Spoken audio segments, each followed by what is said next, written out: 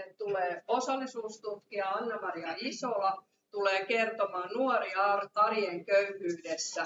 Ja sehän resonoi kyllä hyvin vahvasti Hilulta kuulemaamme monologiin. Ole hyvä, Anna-Maria.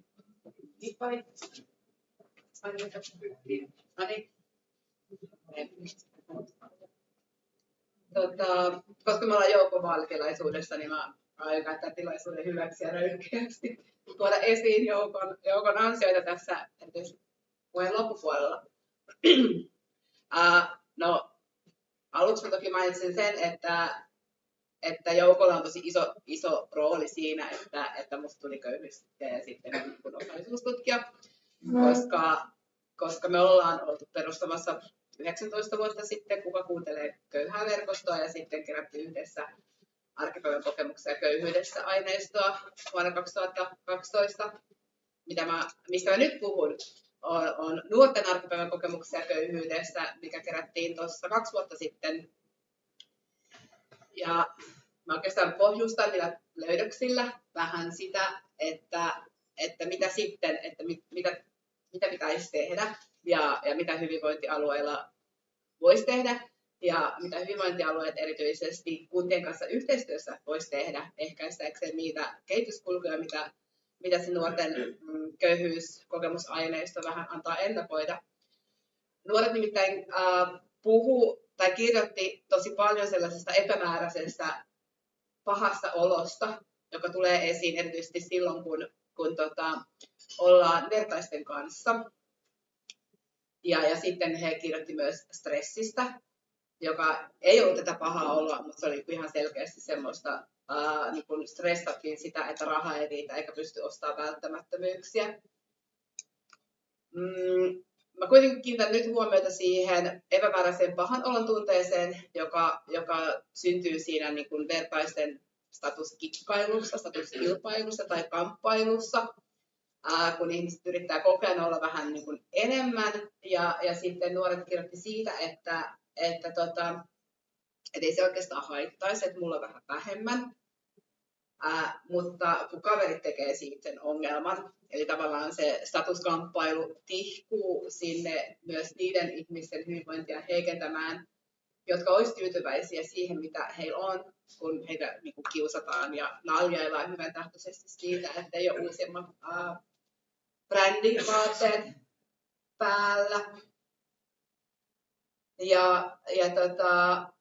Se on jotenkin se semmoinen, mikä tuo sen osattomuuden kokemuksen olemassa olevaksi nuorten ihmisten elämässä arjessa, kun koetaan köyhyyttä. Ja mä ajattelen, että iso ongelma silloin niin kun yhteiskunnassa on se, että kun me kilpailemme, se kai jotenkin kuuluu ihmisyyteen, että koitetaan mennä eteenpäin ja joskus kilpaillaankin aika pahasti, mutta mistä me kilpaillaan? Ja että nyt nykyään se perustuu sitten siihen mammonamateriaan ja itsensä kehittämiseen ihan niin kuin tappiin saakka ja harrastukset maksaa, kun toki sitä niin kuin, kilpailua voisi niin kuin harjoittaa elämässä aika monella muullakin tavalla ilman niin kuin tuottoman kalliita harrastuksia vaikka. No, mä puhun siitä osattomuuden kokemuksesta siksi, koska se on luonteeltaan vähän erilainen kuin se köyhyyteen liittyvä stressi. Jos me puhutaan stressistä, niin silloin niin kun, me voidaan aika helposti tai näyttää siltä tutkimuksen perusteella, että ratkaisut etsitään silloin niin kun lääketieteestä ja psykologiasta, että valmennetaan ihmiset kestämään sitä stressiä ja sietämään sitä. Mutta sitten kun puhutaan osattomuuden kokemuksesta, niin siihen ei olekaan sitten sellaista niin kuin lääketieteellistä tai psykologian alueelta tulevaa lääkettä, eli sellainen ratkaisut on toisaalla.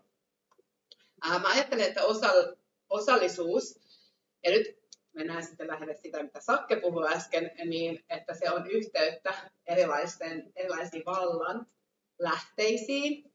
Ja mä ajattelen, että kun me niin kun lähdetään taklaamaan sitä köyhyydestä johtuvaa osattomuuden kokemusta, meidän pitää katsoa sitä, miten nuoret ihmiset on yhteydessä erilaisiin vallanlähteisiin. Ja niitä vallanlähteitä on muun muassa tulot ja varat, sitten tieto,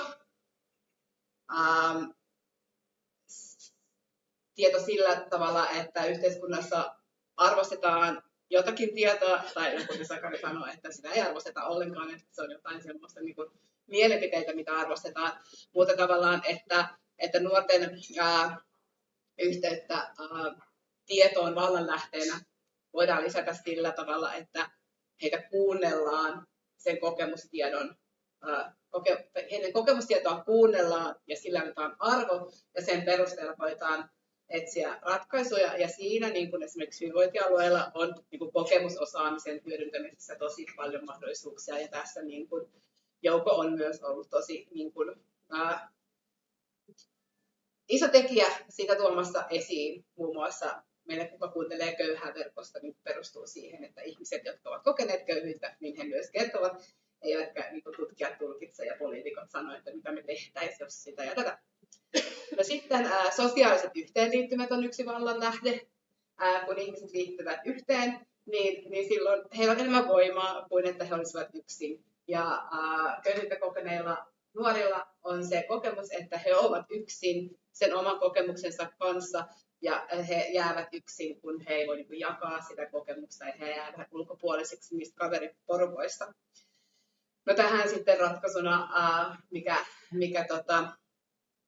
hyvinvointialueella voitaisiin enemmän tehdä, niin on erilaiset ryhmätoiminnot, joita järjestetään. Ja Joukohan on myös aktiivinen Ice Heartsissa, joka perustuu juuri siihen, että nuorten ihmisten yhteyksiä muihin ihmisiin niin kun tehdään mahdollisiksi ja niitä ylläpidetään. No sitten paljon mulla aikaa? 5. Niin paljon. Okay. No voidaan keskustella, jos loppuu sanominen. Kyllä. No sitten yksi vallanlähde on se, että istuu kulttuuriseen normiin, eli ei poikkea siitä, mitä pidetään normina. Ei ole sellaisella ihmisellä, joka elää vaikka heteronormatiivisessa parisuhteessa, niin on enemmän valtaa, koska sellainen tulee paremmin kuulluksi tässä yhteiskunnassa. Tai sellainen ihminen, jolla ei ole näkyvää vammaa, niin tulee paljon paremmin kuulluksi ja niin kuin häntä uskotaan enemmän kuin sellainen ihminen, jolla on semmoisia erilaisia niin kuin poikkeavuuksia. No sitten viimeiseksi niin kuin yhtenä vallanlähteenä vielä nostan esiin, nämä ei ole siis mun keksimiä, vaan näillä on ihan tutkimusperustaa. Mutta on julkinen valta. Ja sitä mä olen erityisesti tässä viime aikoina paljon miettinyt, että niillä ihmisillä, jotka käyttää julkista valtaa terveydenhuollossa, sosiaalipalveluissa, käytetään julkista valtaa, niin olisi paljon mahdollisuuksia edistää vähävaltaisten ihmisten yhteyksiä erilaisiin vallanlähteisiin, mitä nyt tästä toin esiin, eli vaikka tuoda esiin sitä kokemustietoa, rakentaa niitä mahdollisuuksia yhteiseen olemiseen, sosiaalisiin yhteenliittymiin. Ja sen ei, niin kun, mä ajattelin, että sen ei tarvitsisi olla mitenkään taas yksi velvollisuus lisää julkisen vallan käyttäjien tehtävänkuviin, vaan kun siellä on paljon ihmisiä, jotka haluaa jakaa valtaa ja antaa sen vallan virrata, että se ei niin kun jämähdä jonnekin, ja erityisesti, niin kun, että myös vähävaltaiset saisi sitä valtaa, että se voisi olla niin kun sallittu ja jopa tuettu tapa tehdä sitä työtä siellä julkisella sektorilla. Ja tämä on siksi tosi tärkeitä asioita, koska niistä nuorten köyhyyskirjoituksista tuli esiin, että nuorilla he eivät kirjoittaneet kovinkaan paljon, hyvin vähän he kirjoitti sairauksista, he kirjoitti siitä epämääräisestä pahasta olosta. Mutta meillä on syytä, niin kuin aikaisemman tutkimuksen perusteella päätellä niin, että kun tämä paha olo, masennus, stressi ja ahdistus jatkuu, niin sillä on niin kuin psyykkisiä seurauksia ja silloin myös niin kuin somaattisia seurauksia. Ja silloin myöskin niin kuin ajattelisin niin, että paikallisesti erityisesti on mahdollista jakaa sitä valtaa ja luoda niitä yhteyksiä näihin vallan lähteisiin, koska se valta ikään kuin on sen terveyden tekijä. Ja tätä on niin kuin myöskin tutkittu, eli terveyserojen takana on viime kädessä se, minkälaiset yhteydet ihmisillä on valta.